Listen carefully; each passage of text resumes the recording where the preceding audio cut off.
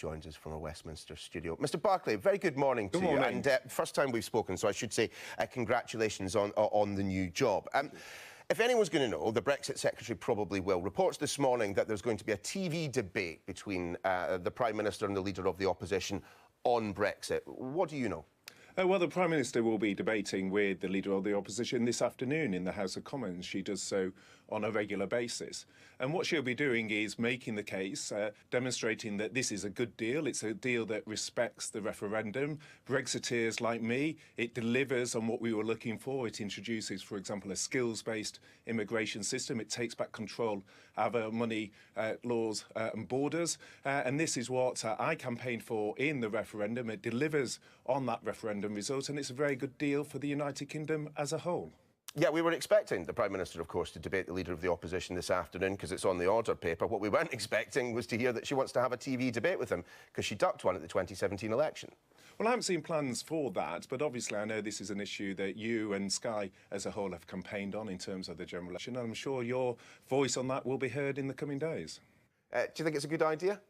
Well, it's a decision to be taken in due course. I think we have a lot of debates between the Prime Minister and the Leader of the Opposition in the House of Commons. But what the whole Cabinet needs to be doing, I'm looking forward to playing my part in, is making the case this is a deal that delivers on the referendum. And we've had a very divisive period over the last 2 years. And it's now time that we come together as a country, we move on and we deliver on this deal so that we can give business the certainty it needs and also give certainty to the EU citizens living in the UK and to our citizens living in Europe. The key question, of course, for the Prime Minister right now is, as you know, the arithmetic in the Commons doesn't quite seem to be there for her to get the deal through. Is how exactly you persuade the 80, maybe 90 or so of your own MPs that this deal is not only the best deal, but it's the only deal. How is the Prime Minister going to secure votes from people who seem so implacably opposed to that which she's agreed with the EU? Well, you're absolutely right. This is the best deal, and it's also the only deal. And EU leaders have made that clear. It's taken 2 years of tough negotiation to get to this point, with the Prime Minister working day and night to fight. OK, but how are you going to sell it? How are you going to sell it to people who have already stated they would not vote for it in the form in which it's in? Well, some people rushed out with their judgments very quickly. Obviously, it's looking at the withdrawal agreement together with the political declaration. It's a package. We need to make the case. The Cabinet as a whole needs to make the case. I mean, I don't pretend for a minute it's not a challenging task, given where the numbers currently look. But this is a good deal that respects the referendum result, and we need to be clear with parliamentary colleagues as to what the alternative will be, which will be massive uncertainty from either no deal or no Brexit. That's not in the interests of their constituents. It's not in the interest of protecting jobs, of giving certainty to EU citizens in areas like the NHS, where we rely on EU citizens alongside our own citizens, and it doesn't give security for our British citizens in Europe. But you absolutely hit the nail on the head there. I mean, what plenty of people are looking for right now is clarity as to what happens if this deal is not agreed to. So simply put, you know, if one of your parliamentary colleagues turns around and says, look, what happens? What happens if the Commons says no to this? What do you respond? Well, we go into uncharted waters, and there'll be a huge amount of uncertainty. I'm sorry, Mr Barclay, that's surely not enough. We're in uncharted waters. You must have, at the very least, considered the possibility that on a binary vote, yes, no, with the numbers against you as it stands right now, that you might not get the vote. What happens if the Commons says no? Well, clearly the government has been preparing for different scenarios in terms of our no-deal planning, but that's very unattractive in terms of the uncertainty that would give to business, the impact that would have investment on jobs. And what really matters here is thinking about your viewers, their jobs, their security, what the business community of our country needs in terms of its investment decisions. And we have a deal on the table. It's the only deal, as you say, which respects the referendum result that Brexit like me campaigned for, that allows us to put an end to freedom of movement, to have control over not sending vast sums of money to the EU. So it delivers on what Brexiteers like me campaigned for, but it avoids the uncertainty of the alternative, which is no deal, no Brexit. And that is what parliamentarians need to reflect on just to be clear, as they look at the deal. I mean, you said it there. The alternative is no deal. So if the Commons says no, no deal is what's going to happen?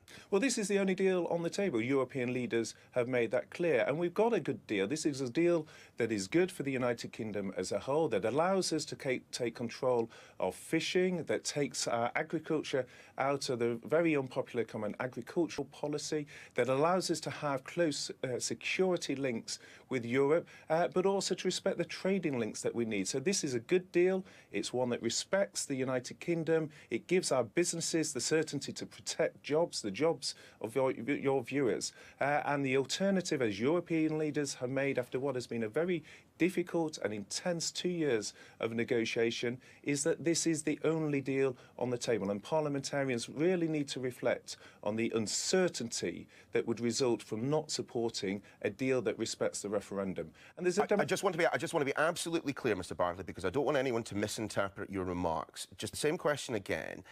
You mentioned no deal there. If the Commons says no to the deal that's on the table, no deal is the alternative. That is what will happen. That is what you're saying. No, what I'm saying is it will be uncertain. It'll be no deal or no Brexit. There isn't an alternative deal on the table from the European Union. It's taken us 2 years of very tough negotiation to get to this point. And we need to give businesses the certainty. We need to give our citizens the certainty that this deal will do. And this is a deal that, as I say, allows us to take control of our own immigration, of our borders, to have a skills-based immigration system, to have a independent coastal policy, to take our agriculture out of the common agricultural policy, to take back control of our money, borders and laws. And it's about time we get that certainty and bring the country together after what has been a very divisive 2 years.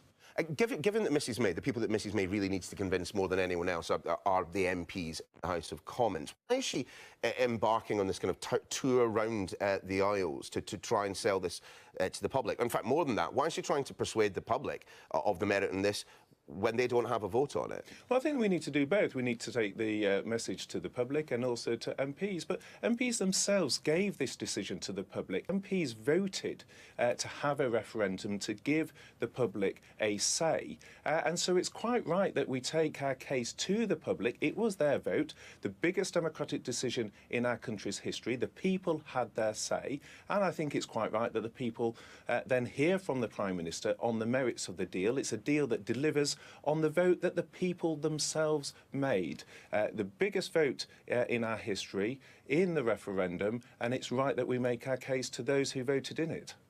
A busy few weeks ahead for you, no doubt. So many thanks for taking the time to talk to us. Thanks Stephen very much. Barclay, thanks for being with us.